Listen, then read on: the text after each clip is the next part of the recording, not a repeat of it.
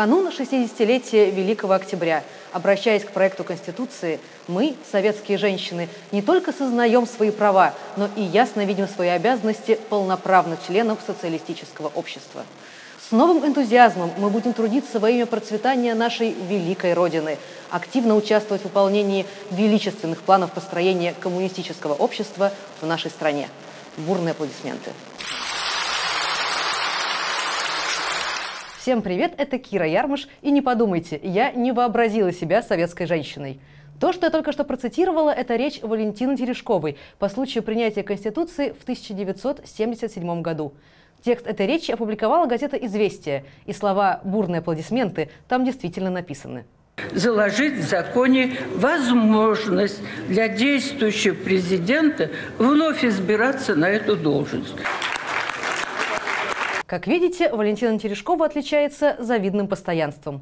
Идут годы, меняются правящие партии, меняются руководители страны, меняется, собственно, Конституция и даже сама страна.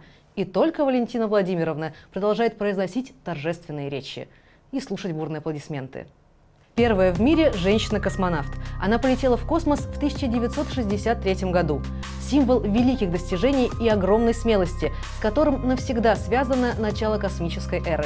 Терешкова могла бы оставаться символом, рассказывать про важность науки и покорения космоса, преподавать в университете, вести научно-популярную программу на телевидении, быть прекрасным, достойным моральным ориентиром для всего мира. Но Терешкова выбрала политическую карьеру. Даже не совсем политическую карьеру, а самоотверженное служение любой действующей власти. Спустя 3 года после своего полета, в 1966 году, она стала депутатом Верховного Совета СССР и с тех пор кочевала с одного поста на другой. Пока 1,5 года назад, в 2020 году, не совершила свой второй главный поступок в жизни, за которым мы ее и запомним. Не предложила обнулить президентские сроки Путина и позволить ему править вечно. 55 лет. 55 лет эта женщина занимает в нашей стране государственную должность. В партию она вступила еще при Хрущеве, вот их совместная фотография. А вот она с молодым Брежневым, а вот она уже с Ельциным, ну и, конечно, вот она с Путиным. Все это время она была депутатом. Менялись государственные органы, а Валентина Терешкова приспосабливалась, угождала новым начальникам и сохраняла свое местечко при правящей партии. В 2011 году она закономерно присосалась к «Единой России» и стала депутатом уже от нее. Сейчас, в 2021, она снова собирается избраться. Под конец ее нового депутатского срока ей будет почти 90 лет. Биография Валентины Терешковой искренне кажется мне невероятной. И вовсе не потому, что когда-то ей довелось 3 дня полетать вокруг Земли. Она готова любить, хвалить и горячо благодарить любую власть. Много лет она была членом КПСС, а теперь член «Единой России». В Советском Союзе она подписывала обращение юным атеистам-ленинцам, где в частности говорилось, что религия – большое зло. А теперь входит в межфракционную группу в Госдуме по защите христианских ценностей. Валентина Терешкова оказалась способна продать любые свои убеждения, выполнить любой приказ. За эту ее всеядность и отсутствие принципов Терешкову и назначили главной за обнуление. Путин лично предложить такое не мог и просто прикрылся знаменитой космонавткой. Ему нужна была уважаемая говорящая голова, которая в нужный момент откроет рот и произнесет заветные слова. А Валентина Терешкова десятилетиями доказывала, что это она умеет лучше всего. Как и весь наш народ, советские женщины глубоко благодарны нашей партии, ее Центральному комитету, Политбюро, лично товарищу Леониду Ильичу Брежневу. Возможно, если бы Белка и Стрелка могли стать депутатами и обнулить Путина, он бы и их заставил это сделать. Для действующего президента вновь избираться на эту должность. К Валентине Терешковой относятся как к трофею. Протирают перед важными датами и ставят на видное место, чтобы заткнуть рты недовольным. Кто посмеет критиковать национальную героиню? Но не думайте, будто она не понимает, какая ей досталась роль. Терешкова прекрасно это осознает, а еще осознает, что натворила, когда десятилетиями голосовала по указке и в конце концов обеспечила нам вечного Путина. Она решила, что ее семья в такой стране жить не будет. Россияне? Пожалуйста, их не жалко. А вот ее собственные дети достойны лучшего. Не того государства, которое 50 лет возводила их мать.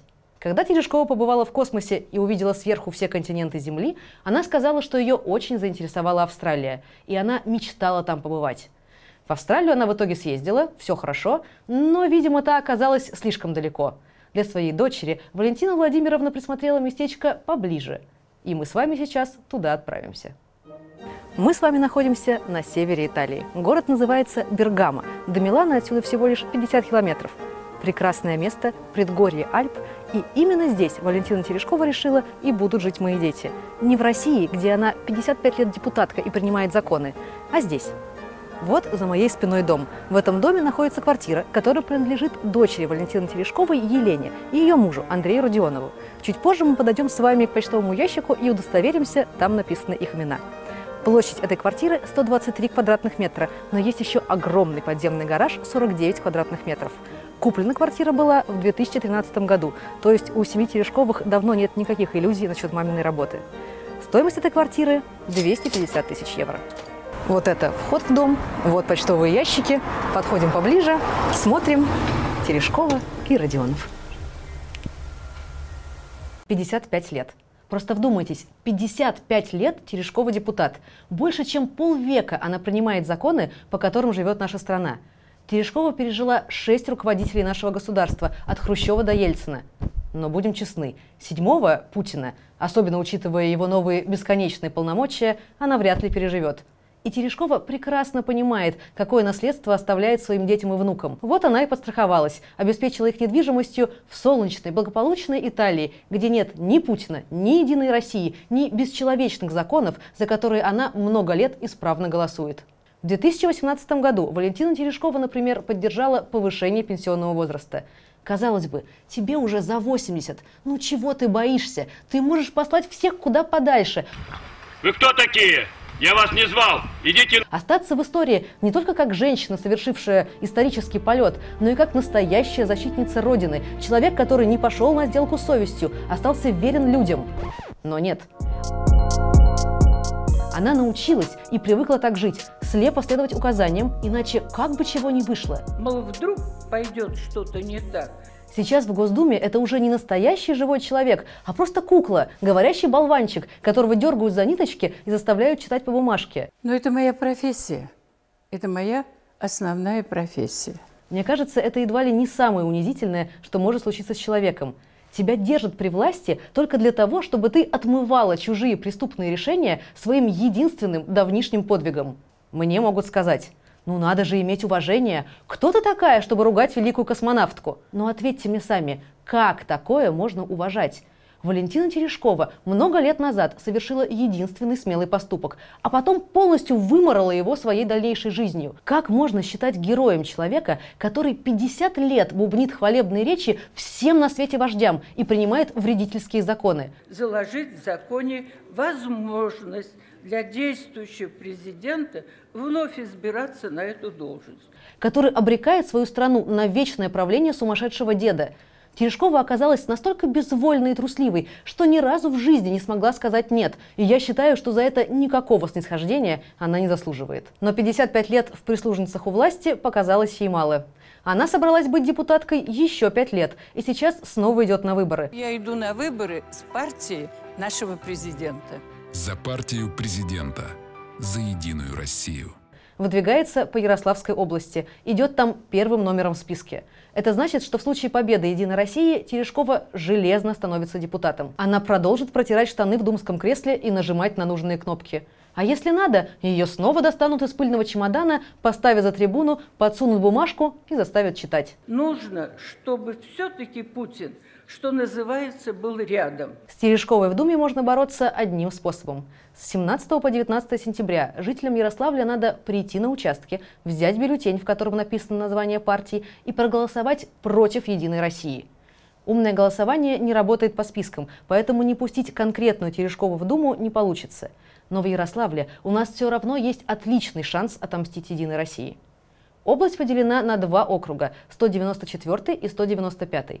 По 194-му это районы Ярославля Дзержинский, Заволжский, Ленинский, Фрунзенский, а еще областные районы, в частности Даниловский, Любимский, Некрасовский, Тутаевский. Выдвигается единорос Андрей Коваленко. Он хоккеист.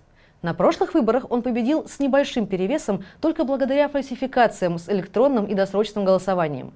А по 195-му округу туда входят районы Ярославля Кировский и Красноперекопский, а еще областные, например, Большесельский, Борисоглебский, Мышкинский, Ростовский. Идет единоросска Лариса Ушакова. а она сидит у власти уже 17 лет.